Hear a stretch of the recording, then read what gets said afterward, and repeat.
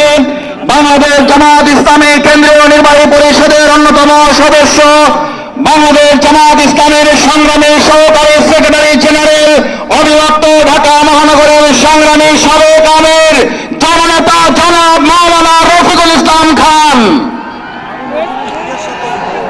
আসসালামু আলাইকুম ওয়া রাহমাতুল্লাহি ওয়া বারাকাতুহু। বাংলাদেশ জামাত ইসলামের উদ্যোগে 7 দফা দাবি আদায়ের লক্ষ্যে আয়োজিত আজকের এই বিশাল জনসমুদ্রের মাননীয় সভাপতি, বাংলাদেশ জামাত ইসলামের সংগ্রামী আমিরে জামাত, জনতার নেতা, সংগ্রামী জননেতা জনাব ডক্টর শফিকুর রহমান, জাতীয় নেতৃবৃন্দ, ওলামায়ে ইকরাম, সাংবাদিক বন্ধুগণ, সংগ্রামী দেশবাসী ভাই এবং বন্ধুগণ, আপনারা ইতিমধ্যেই শুনেছেন এই ফ্যাসিবাদী হাসিনা সরকার দেশে একের পর এক গণহত্যা পরিচালনা করেছেন। তারা গণহত্যা পরিচালনা করেছেন 2006 সালের 28 অক্টোবর পল্টনে গণহত্যা চালিয়েছেন। তারা গণহত্যা চালিয়েছেন দেশপ্রেমিক সেনা কর্মকর্তাদেরকে হত্যা করার মধ্য দিয়ে তারা গণহত্যা চালিয়েছেন। শাপলা চত্বরে 2013 সালের 5ই মে আলেম ওলামাকে নির্বিচারে গণহত্যা চালিয়ে হত্যা করা হয়েছে।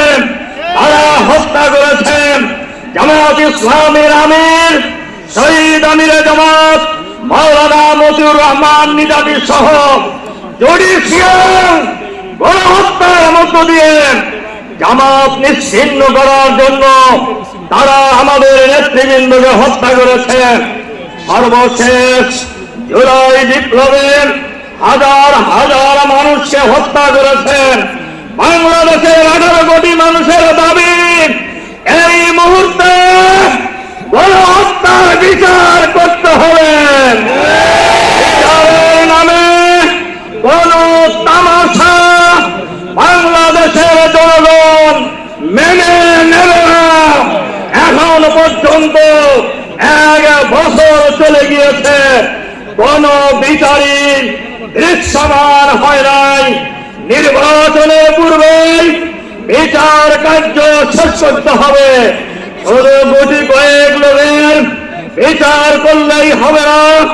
সরকারের ভিতরে বাইরে যত ফ্যাসিবাদের দোষর গণহত্যার সাথে জড়িত তাদেরকেও গ্রেফতার করে বিচারের আওতায় আনতে হবে। আমরা বাংলাদেশের ফ্যাসিবাদের কোন লম্ব জম্ব আর এক মুহূর্ত দেখতে চাই না। বাংলাদেশের কোন ফ্যাসিবাদী শাসন ফিরে আসতে দেওয়া হবে না।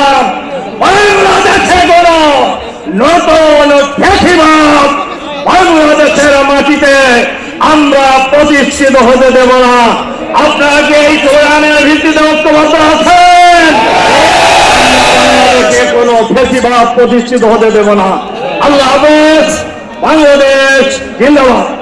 সংগ্রামী সাথী ও বন্ধুগণ, আজকের এই বিশাল জনসমুদ্র